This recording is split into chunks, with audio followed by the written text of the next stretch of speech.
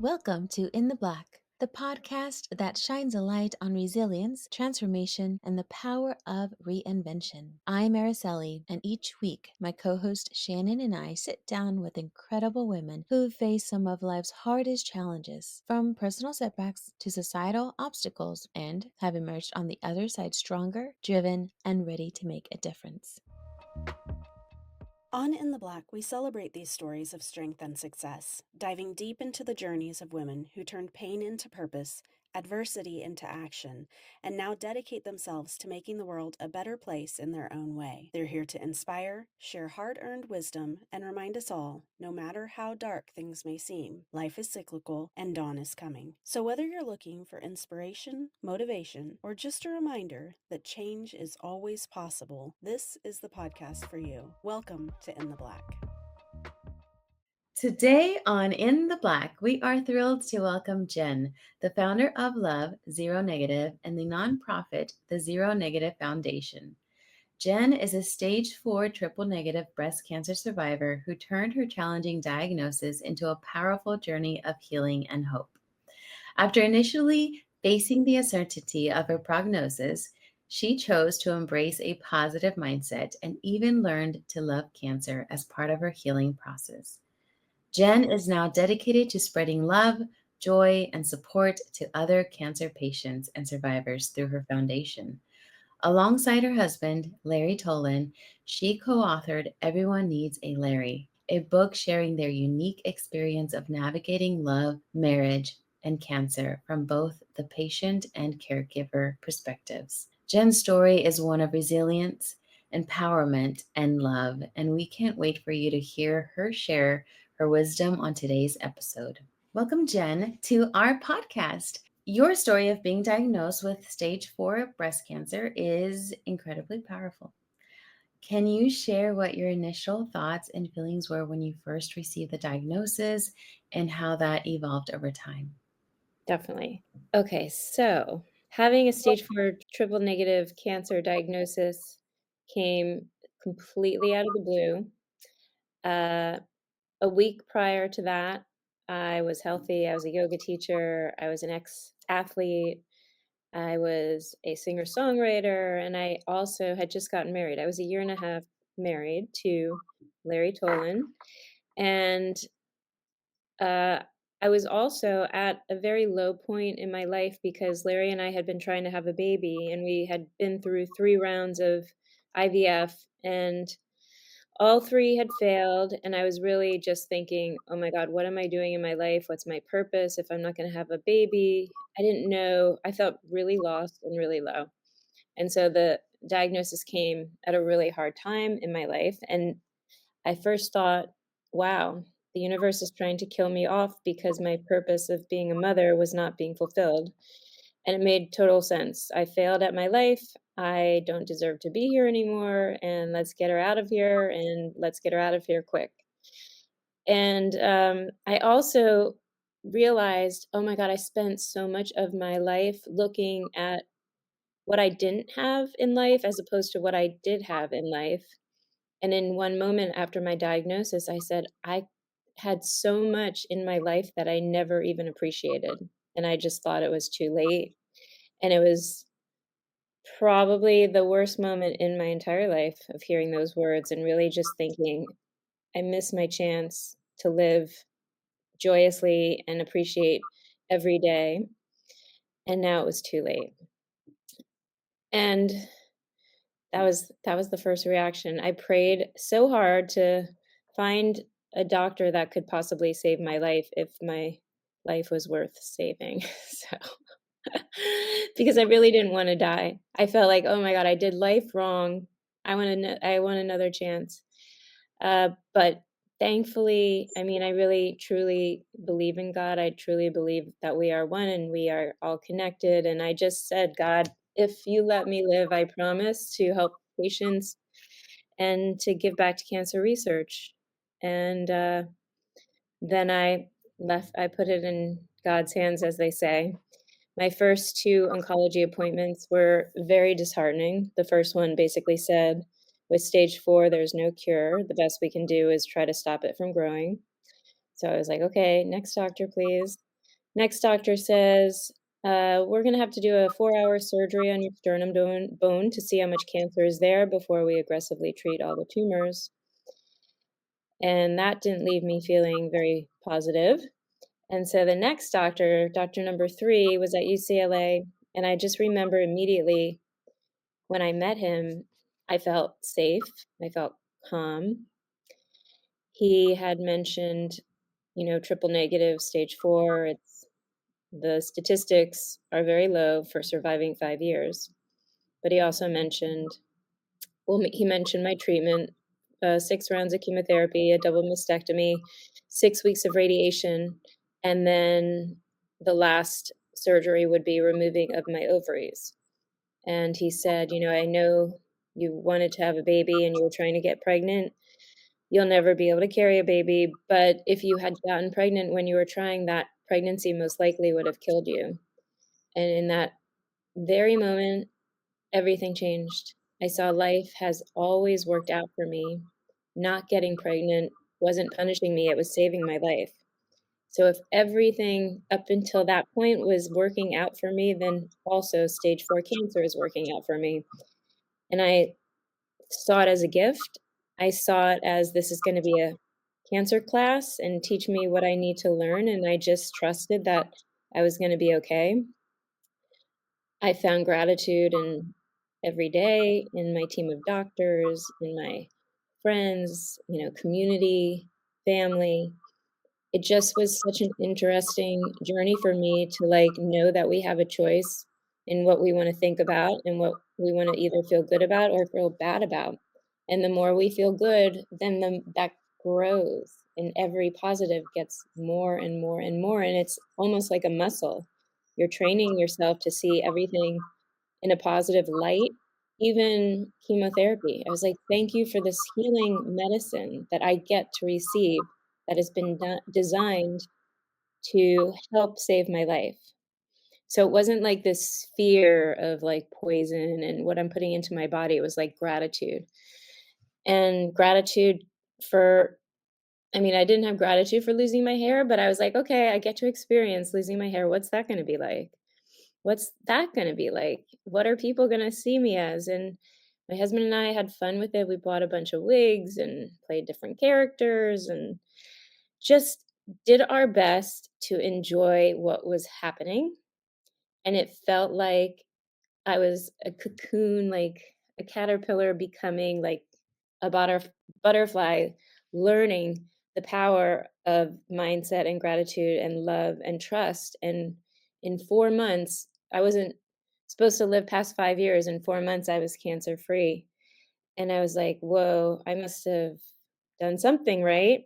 And I was so passionate about how can I spread this message and what I learned to help others, and how can I also do something where I'm also able to give back to cancer research, because I was like, okay, I made this promise. I'm not gonna bow down on not living up to my promise with Mr. God. So that is sort of the beginnings of Love Zero Negative and the Zero Negative Foundation. Was that immediate? Were you cured and then you just went, like, all in into starting the nonprofits? Or was Well, what was immediate was, treatment itself was a year and a half, but I was cancer free within the first 4 months, and I also knew after my 3rd round of chemo, when my doctor was, in shock because he couldn't feel any of the tumors that were humongous, and I was in chemo starting a company, which was an accessory company where I found an idea to make a chemo bag, like a tote bag that said love, that would spread this message that love is the most powerful choice. And you can put it on your shoulder and be reminded every day, every time you pick it up. And it also was going to be a perfect chemo bag, because then I could give these to chemo patients. And it would also be an amazing bag after chemo and after treatment. So I started an LLC in chemo. That's how quick it was like that passion, and I didn't think, oh my God, I'm in chemo, like, do I really want to be running a company that I have no idea what I'm doing? But I didn't even think about it. I was just like, I have to do this. And it all kind of it flowed very easily.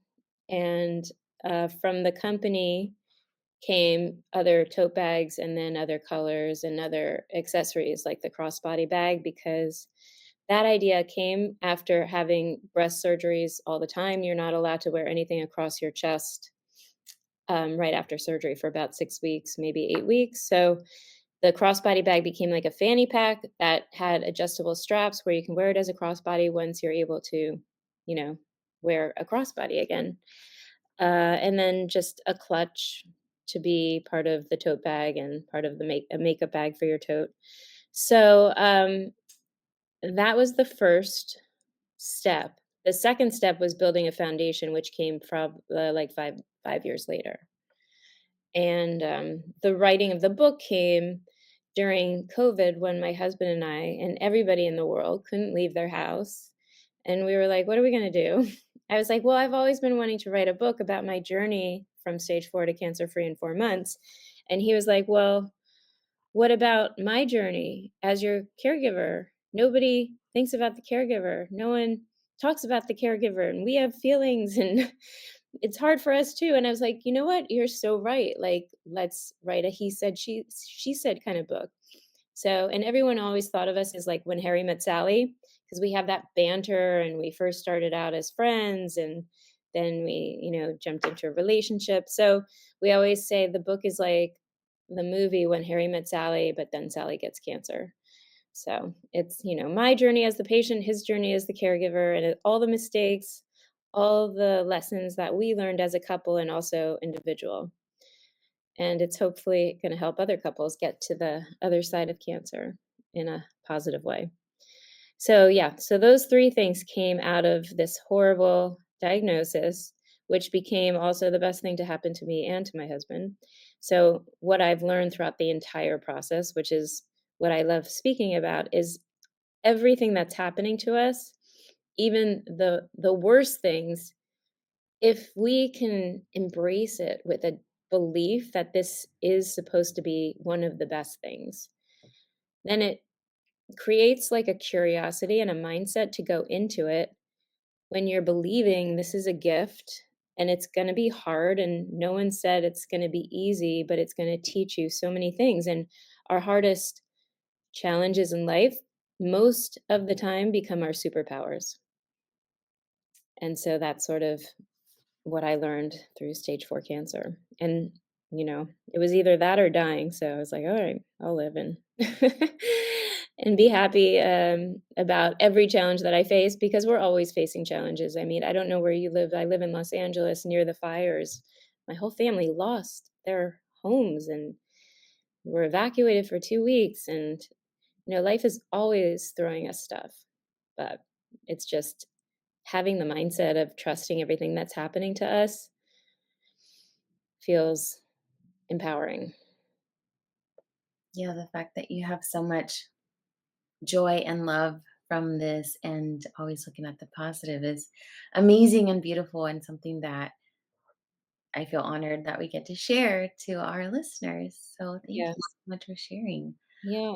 Is your family still misplaced? I'm assuming since they lost their house, so they're They still. lost their home. I mean, and my parents are in their 80s, and it was just so devastating because it's all of our, like, childhood pictures and, things from grandparents and great-grandparents and just, like, their entire life. And that house was, like, where we gathered for Sunday dinner every Sunday. So, yeah, it's been a whole roller coaster, and it's also been a whole roller coaster for so many people in so many areas of Los Angeles. And the beauty is seeing how amazing people are to each other and how, everyone wants to support this community, whether it's a family or friends or just strangers. And it doesn't make it easier. It just gives you a choice. Do you want to look at all the great things that are coming from this? Or do you want to keep talking about all the horrible things? Because it's your choice. Yeah. And all I know is if I keep talking about how horrible it is, I'm gonna feel horrible inside, and I don't wanna feel horrible inside. Yeah, we live in Tampa, so we were part of the Milton hurricane, and Mm. we got lucky, but our neighbors had damage, and then a few houses down, two big oak trees fell on their house. So, like, they're just now getting to. I passed by yesterday, and they're just now. I saw bags of like the wall and stuff, and they haven't been living there since it happened. And that house got destroyed. But most of the houses here had some pretty severe damage, and we live inland. We were not Okay. even um, in the path of that. So those people who are actually live closer to the ocean, I know several that still have destruction and still aren't living in at their house. They're living in trailers or things like that until they're waiting for insurance to kick in, things like that. Yeah, I know. The insurance has been crazy, crazy just fighting for what you deserve, and, it's just it shouldn't be so hard, and it is, but, I keep thinking there's so much going on in the world right now. So many natural disasters, so many things, and I have to believe, like, it's trying to nudge us all to understand, like, the power of, like, community and that we all are family and everything is happening to all of us and not just one of us. And the hope is we start leaning more on each other and we start trusting and being more loving, more kind, and just more understanding that we're all just human beings. I just don't see that happening at the moment. I think we're so separated, and Yeah, it takes a tragedy to kind of make you a little softer, maybe a yeah. little more open. Think I saw that in the passage yesterday.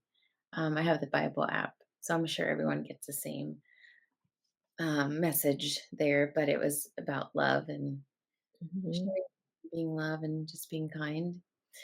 So, our next question, you made a conscious decision to approach cancer with a positive lens, which I love that. What helped you shift from fear to acceptance, and how did that decision impact your journey moving toward healing, which you kind of touched on the Mhm.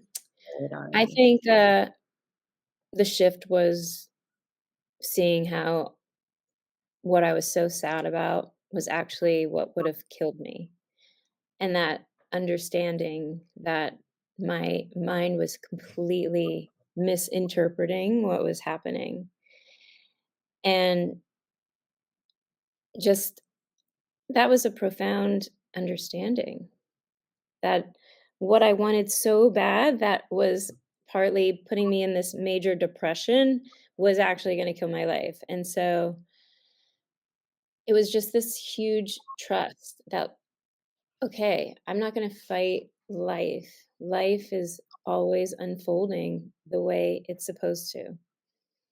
And once you make that shift and that understanding, it's not just for this situation, it's for every situation, and if life was unfolding perfectly then, it's also unfolding perfectly now, and stage 4 cancer is part of my life and my journey, and I'm a curious person in general, but I just looked at I was afraid before chemo, and I was also very curious because, like I was saying, I'm never a sick person, I'm a strong person, I was an athlete, I was a gymnast, so I was like, "What's it gonna be like to be a sick person?" Like, it didn't make any sense, and once you just stay present, you don't think about all the things that could go wrong, you just show up in the chair, you say your prayer, I said my prayer and opened up to chemotherapy and thanked it for coming to save my life,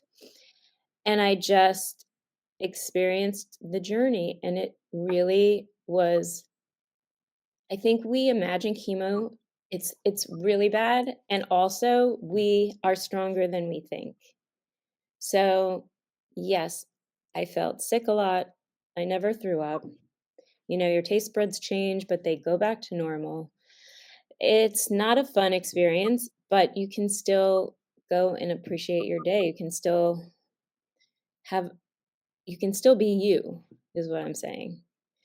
And also checking every day off the calendar, knowing there's an end. And you're just you're understanding this is such a small chapter in your entire book of your life. So you just go into it and wake up every day, and every day could be different. So I think also when you know that it's also saving your life, there's a huge purpose to going through treatment and knowing there's going to be an end and you're going to be okay. Yeah. And that change, I think, saved my life. I think energetically, you're learning what I learned so deeply is that I was so hard on myself my entire life. And it was stemming mostly from being a gymnast and in that sport where you're always having to be perfect and you're always being judged, and we're our hardest judge and critic. And I was never feeling good enough or perfect enough or smart enough or worthy enough. And I saw that mindset was keeping me so small and low, and like having so much unlove for myself was the reason I think cancer came in the first place. Because if we can't love ourselves, then we can't really open up to receive love from ourselves or from other people or from life. And once I understood that and I clicked into this healing journey of practicing self love and practicing being kind to myself, I found it so empowering and also so profound in the sense that once I got that lesson, I mean, the cancer just left. I felt it dissolve. I felt the tumors dissolve. It was an energetic shift within that shifted all the cells in me that were not behaving the right way. And they wanted my attention. They wanted love. They didn't want me to hate them more. That would be like hating myself more. So I saw this transition where cancer cells are sort of like human beings acting out. They want to be seen, they want to be heard, they want to be loved, they want to be important. And they had a message, and they were not happy because of how I have been treating myself. So I switched that, and they were like, okay, thank you. Goodbye. That is so deep. So did you, when you felt that dissolve, was do you remember that moment in time, and did you share that with anybody? Did you share that with your Yes. husband? I shared it. I mean, my biggest, like, I always journal, and so that's kind of all how the book came across so quickly because I had everything in my journal. But I share it a lot. The power of presence and attention and holding space. And I was doing it in my own body and just trying to tap into that heaviness and that dense place that I felt. And I just, like, was in a meditation, sending it love, sending it gratitude for coming. Thank you for leaving, thank you for coming so quickly and thank you for leaving so quickly. And not fighting it, allowing it. That was like a huge lesson, allowing. And when we're tense and when we're afraid and when we're angry, we're not allowing any movement. We're like tight and we're like closed. But like when you allow, you like open, you surrender. You're like so much bigger and you expand. So it worked for me. So beautiful. And So I'll just like end with on that question. Not knowing if I was gonna live or die, knowing the odds were against me, I also knew I still don't wanna be miserable the last couple years of my life or the last 6 months of my life. Every day I wanted to make as meaningful as possible and just feel just so grateful for the life that I have until I don't have it. So I really didn't know if I was gonna live or die. I just knew I didn't wanna be miserable until I died. And that was sort of the secret, finding the joy in life no matter what is going on. Yeah. Did you find yourself doing more things that you wouldn't have done before finding that out? Um, Like you know traveling what? more or, What's you know, that? traveling more or doing things that you normally wouldn't have done because of fear or, things like that? The thing is, my life is so busy right now, uh, and full of this passion of building this company and this passion of, creating this foundation and making them a lot bigger than what they are right now, that fills me with so much purpose. So the difference in my life is that I'm probably working a lot harder and I'm also probably just enjoying my life so much more. And I'm not traveling. I mean, yes, I really would love to travel more, but right now it just doesn't feel like the right time because I want these to work out. Yeah.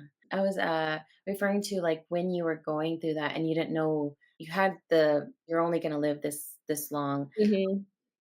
During that time while you were going through chemo, did you have the opportunity or did you go out and do things that you normally wouldn't have done during that time before you knew Yes. that you were cleared? Okay. Yeah, well, that's a good question. So we had little celebrations and little trips in between, like, big things, like, in between chemo and double mastectomy. We went to Cabo with a bunch of friends, and we were kind of, like, celebrating the end of chemo and also celebrating the boobs that I've had, and we're saying goodbye, like a goodbye party trip for all of it. Um, and then there were little trips, like I went to go see my favorite band, U2, in San Francisco, and just little trips along the way that were just celebrating the milestones that we were going through during treatment. We still have to be super careful when we are in treatment because one, our immune systems are super low. So you don't want to go crazy because if you do get a cold or you get the flu, like it's a serious thing, especially just if you're going through chemo or just after chemo. So um, thankfully, I didn't get sick at all. What was interesting, so I had chemo once every 3 weeks, and it was 6 rounds. So the first week, you feel really shitty and your taste buds change. I love coffee, but, like, the moment I could not even smell coffee, it would make me nauseous, was like, "Okay, this is the chemo working." Once I woke up, maybe, like, 5 days later or 7 days later, and, like, I couldn't wait to have a sip of coffee, then I knew, "Okay, I'm in 2 weeks of feeling good again." And so those 2 weeks before the next round of chemo, I would plan lunches, I would plan dinners, I would just fill my social calendar a little bit more, just knowing and feeling so grateful to feel good again. And then, you get hit with another round and then you feel kind of sick for a week and then you do it all over again. And it's that 1 week that you're like, "Oh my god, will I ever feel the same again?" And then, of course, you always do. I had one funny situation where I never threw up, but I felt nauseous for a couple hours one day, and I just was, like, pacing the house, just saying to my husband, like, I was, like, moaning, like, "Ugh, uh," and he was getting I think at the time, he was, like, so annoyed because he was working. He was like, "Come to the bathroom with me." So he pulls my hand, and he brings me into the bathroom, so he thinks, I mean, he's gonna make me throw up, and automatically, he just goes down to the toilet and throws up. So he throws up, and then I feel better. It was the weirdest thing. That is so funny. That Aw. was, like, the closest I got to throwing up, but he did it for me. Is he normally good at throwing up? Is No, that no, okay? we're not like a throw up family, so it's not what we like to do. A lot of love right there because I do not like throwing up. No, no, it's Strongly the worst thing, so Were there any stories of other cancer survivors that helped you along the way in your journey? Mhm. How was it? Was that important or was that So important, so important, where it's something that I find, like, my foundation is always, looking to share stories that are helpful, because when I was first diagnosed, it's so overwhelming, and all I wanted to do was talk to people that were on the other side that could give me kinda tips and how they are now, and hearing from so many survivors. I didn't hear from a lot of triple negative, cancer patients, but it didn't really matter. It was just cancer patients in general, because before my diagnosis, I didn't really know anyone who had cancer. And then all of a sudden, people are like, "Oh, my friend had cancer, or this had person had cancer." So you realize, wow, like, a lot of people have cancer. Like, I didn't even was not my world. So that it was really powerful to talk to women on the other side, whether it was stage 1 or stage 3.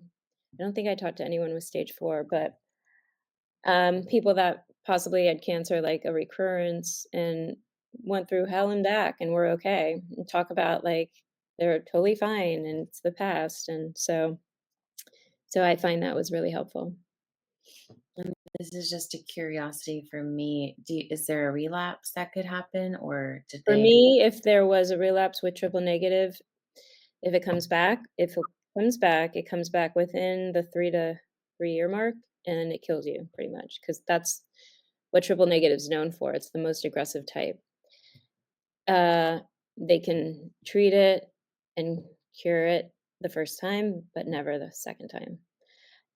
And so if it doesn't come back within 5 years, it's never coming back, and that's the good thing about triple negative, because every other breast cancer can come back again, and it won't kill you, but it can come back in 10 years, it can come back in 20 years, you just never know. But with triple negative, if it doesn't come back within the 5 years, it's never coming back. It's most likely never coming back, and I'm now 7 years.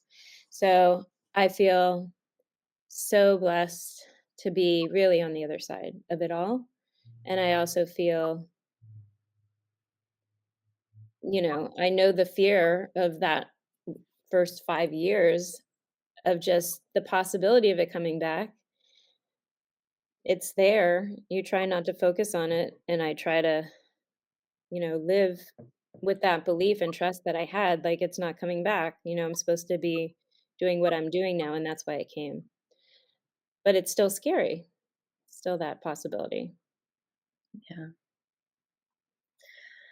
In your book, Everyone Needs a Larry, you and your husband share your experiences from both the patient and caregiver's perspectives. What do you think is the most important thing that couples can learn from your story, especially when dealing with illness?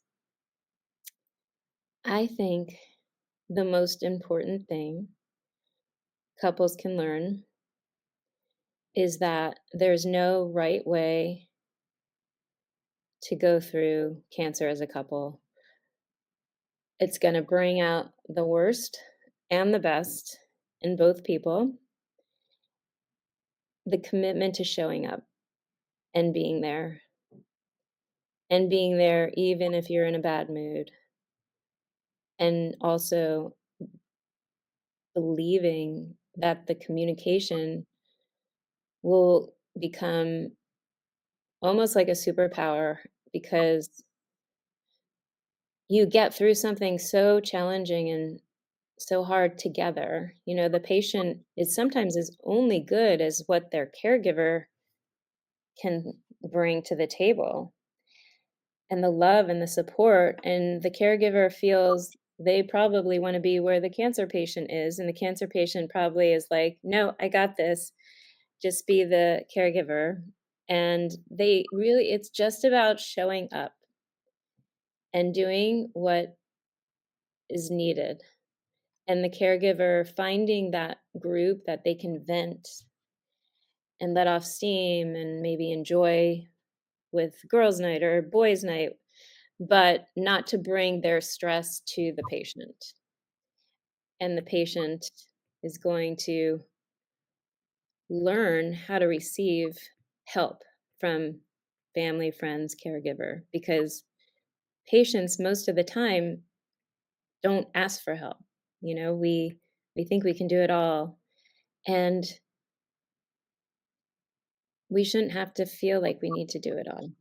That was like another thing, to learn how to receive and to feel supported and loved and held is such an amazing thing to allow the caregiver to give and the patient to receive.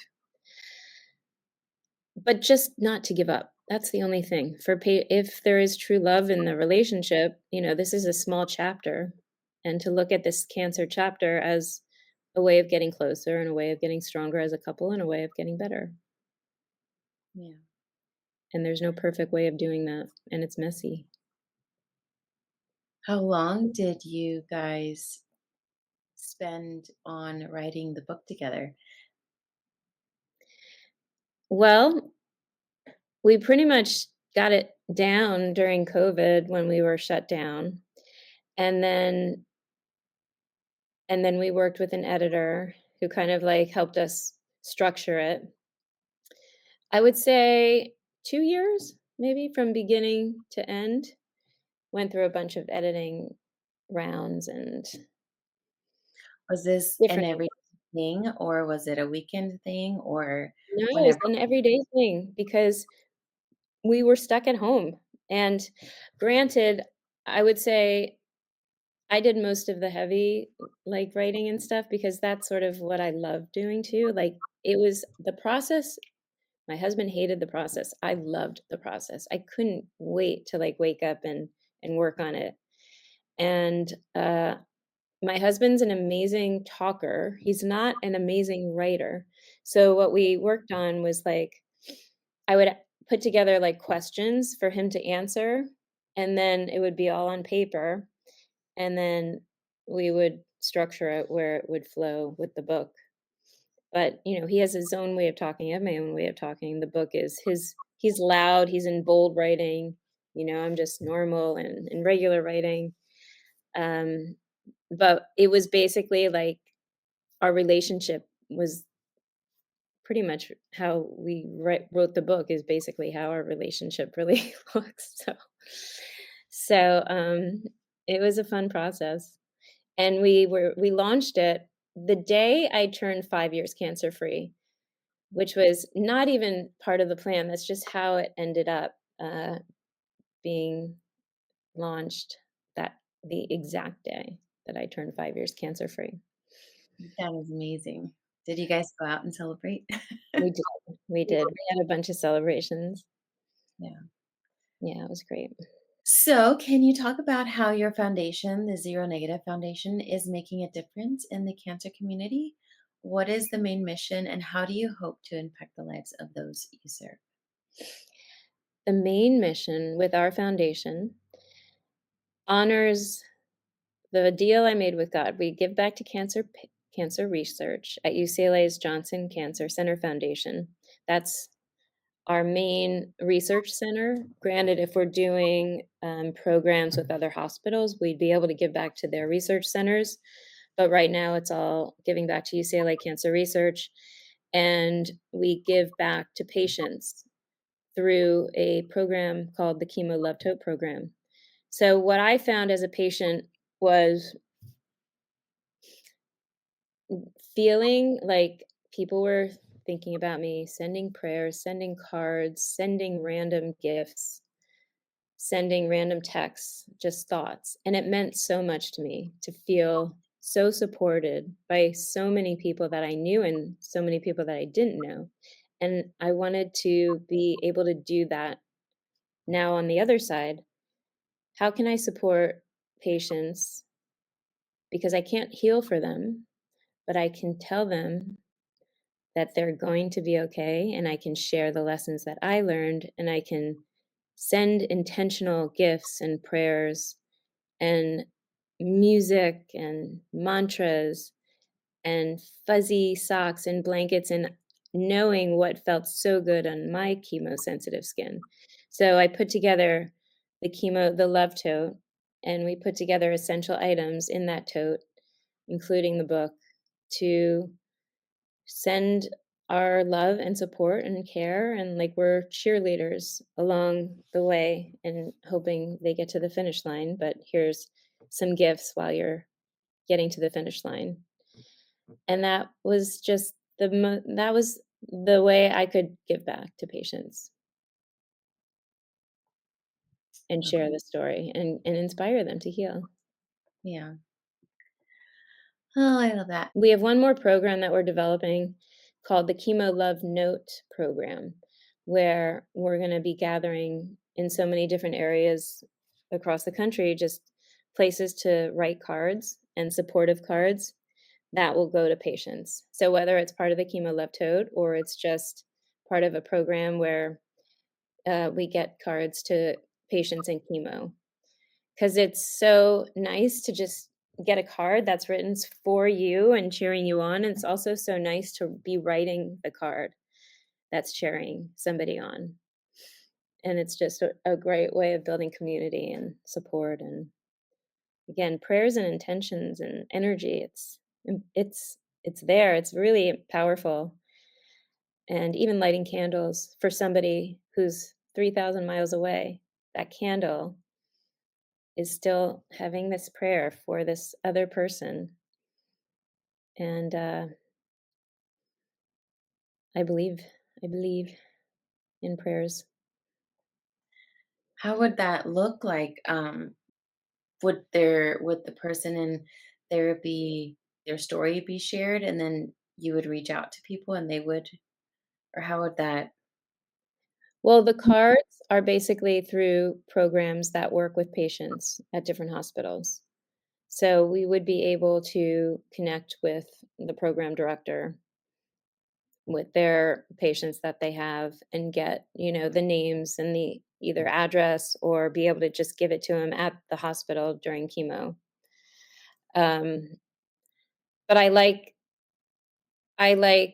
the idea of also sending them something just randomly. So, and also having programs, organizations where we gather and we're all writing cards together and we're sharing either a person we know or a story we know, and we're holding space for the person even though the person's not there.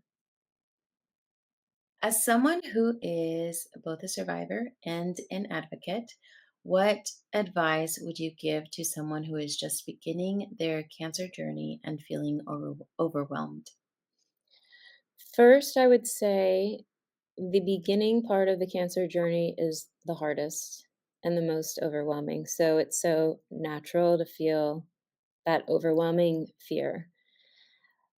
The hardest part is connecting to the right team of doctors. And you should never, even though it might be the first doctor you meet, you should never really pick the first doctor. Having a couple opinions is so important. It's like finding your person.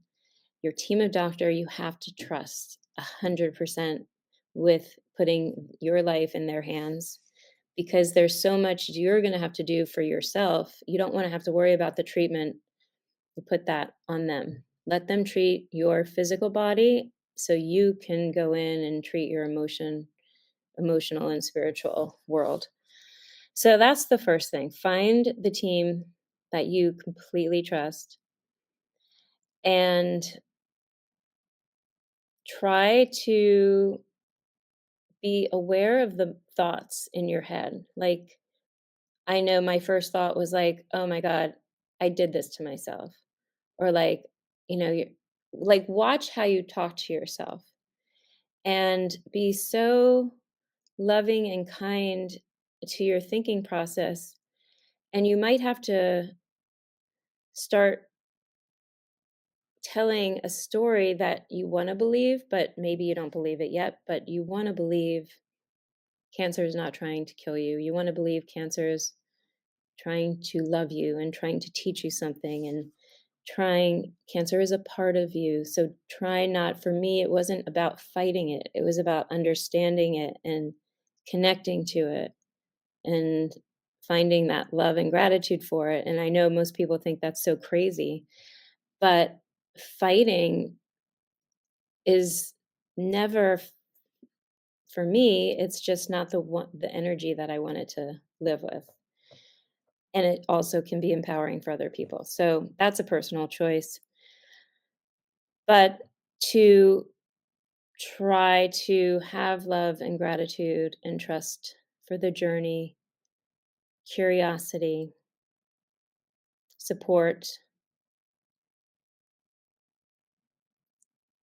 I kind of like to think of it as a cancer vacation, because I think it's really hard for working women and men to slow down, but I think it's also really important that this is sort of like a reset chapter.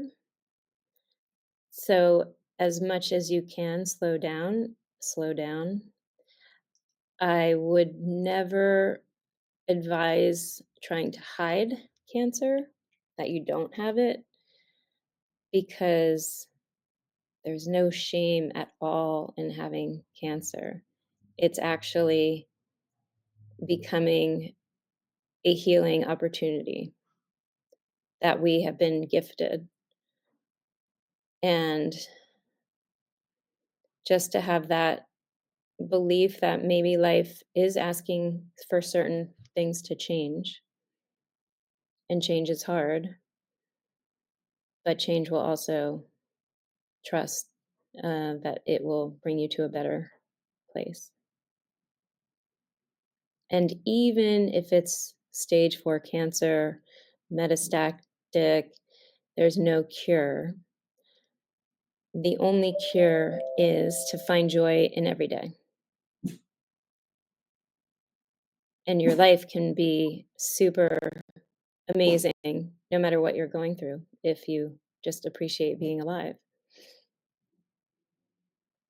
Is that your puppy? That's my puppy. And also, Lexi, you want to say hi?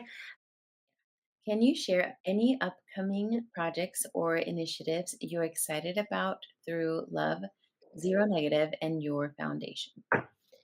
I'm so excited for Love Zero Negative. We just received a whole new round of accessories and colors and a couple new styles, and I'm just starting to start sending them out, and I'm really proud of what we've developed so far, and I'm excited to eventually grow. The love collection is what's out now, and then design a gratitude collection, and then a trust collection, because those were the three superpowers that I learned and I want to share through accessories. So that's that plan. And then the foundation, we're going to have our next yearly fundraiser in October. We don't have the exact date yet, but it's going to be at the Comedy Store. We did it last year at the Comedy Store and it was so much fun. So we're going to do that again.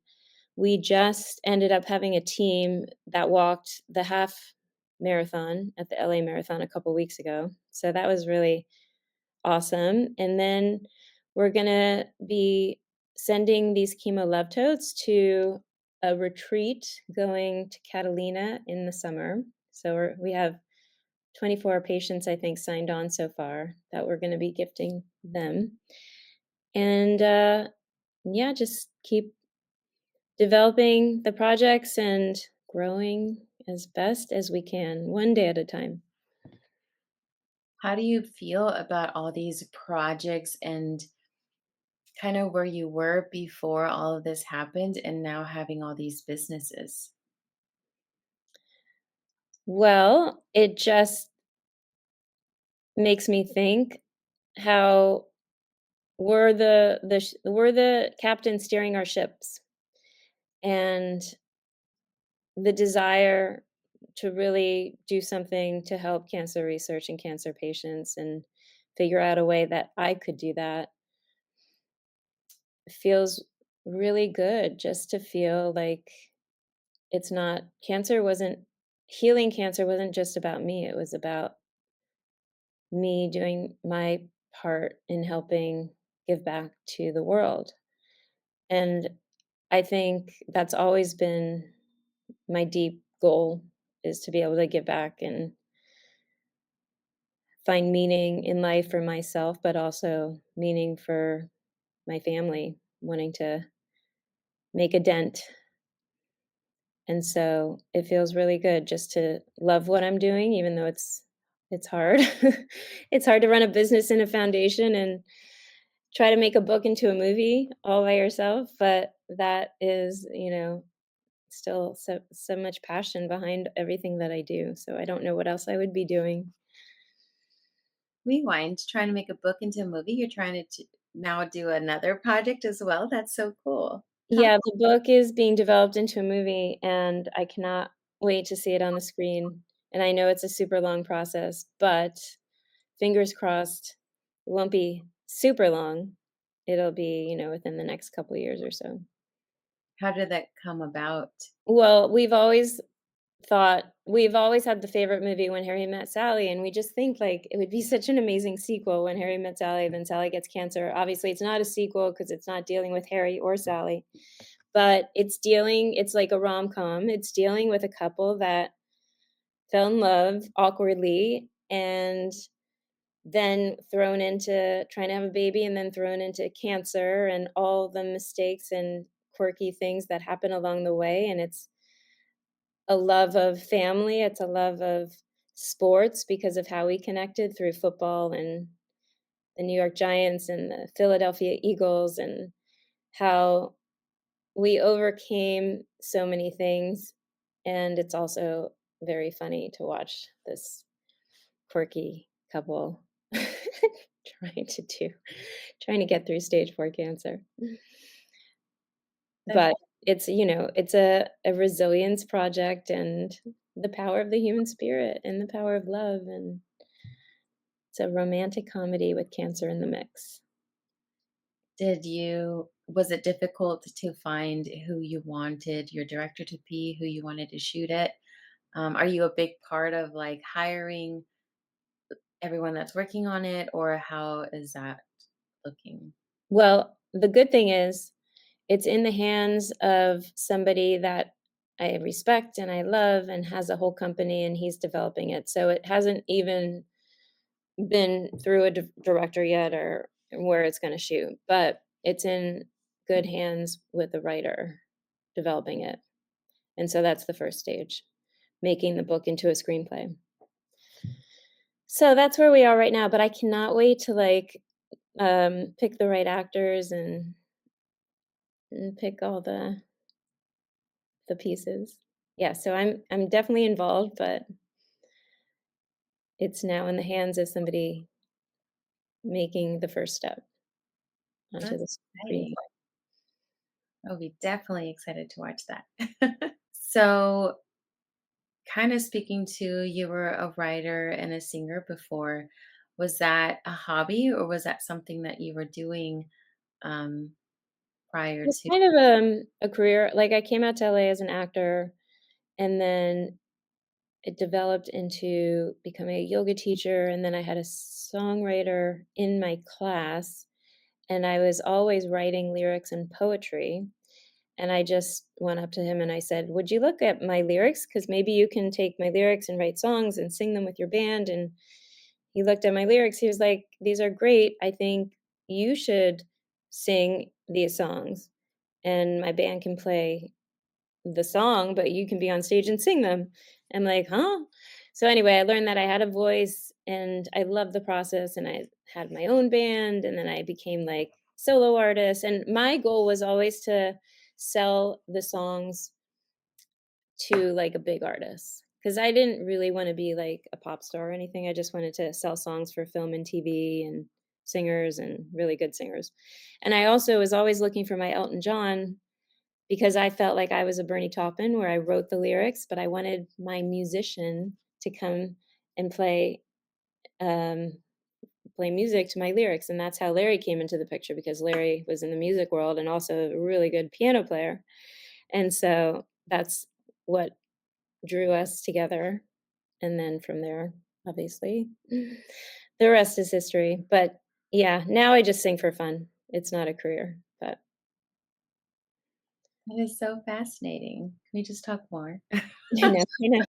So, in the black came from the financial term where you are now in the positive financially and sharing the stories of our ladies being in the positive now and coming on the other side of things. So, what does being in the black mean to you? Means being in the flow, feeling aligned with your life, whether you're doing exactly what you want to do or you're even if you're not at the end goal, you're in the flow. You're in the flow. You're with the right person. You're you're grateful for everything that you have, everything that you don't have, and you're just happy to be alive. If you could leave the listeners with one piece of wisdom or encouragement, what would it be? So when you ask a question, why is this happening to me? Change the question and say why is this happening for me? And that one word puts everything out of feeling a victim into like it's empowering, and it opens up a curiosity, a door, and a belief and a trust that this is happening for me. This is not happening against me and to me. This is happening for me. And if I had even asked that while I wasn't getting pregnant, why is this happening for me? I would have definitely found out that it was happening for me to save my life. So just that one switch can really help create the story that you want to live out. And lastly, where can our listeners find you? So Love Zero Negative is lovezeronegative.com. We do free shipping everywhere in the United States, and we have great accessories that say love and they give back to cancer patients and cancer research. The Zero Negative Foundation is zeronegativefoundation.org, and you can be a patient and request a chemo love tote. You can be a friend of a patient and send a chemo love tote to somebody. Um, and you can also just go on and share your story, knowing that it's going to empower and help other patients. And Everyone Needs a Larry is available on Amazon. Well, thank you so much for coming on and sharing. I loved having conversation with you, and I love what you're doing, and your story is amazing.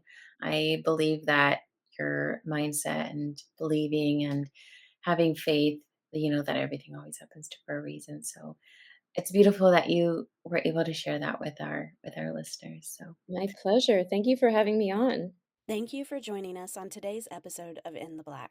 I hope today's story left you feeling inspired and reminded of the incredible strength that lies in each of us. Our guest today has taken her toughest challenges and transformed them into something beautiful, reminding us all that even in the darkest moments, there's always a way to find light in the world. if you enjoyed today's conversation, make sure to subscribe and share In the Black with another woman who could use a little encouragement. Together, we're building a community of passion, purpose, and power. Until next time, stay strong, stay inspired, and remember your story matters. Your choices change things, and being your most authentic self can and will change the world around you. Hi, I'm Araceli, and I'm inviting you to the In the Black experience. Imagine waking up to the sound of waves, journaling with the sunrise, and ending your evenings with soulful reflections under the stars. This is more than a retreat. It's a space for deep healing, creativity, and connection with like-minded women. If you're ready to transform your pain into powerful purpose, the In the Black experience is calling you. Spots are limited. Reserve your place today.